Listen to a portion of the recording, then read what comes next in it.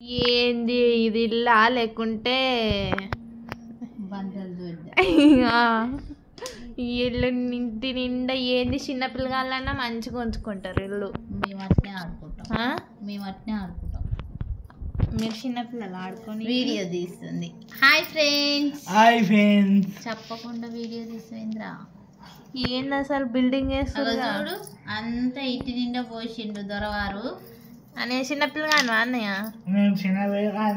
చిన్న పిల్లకాడు ఆకోబుద్ద అన్నమాట.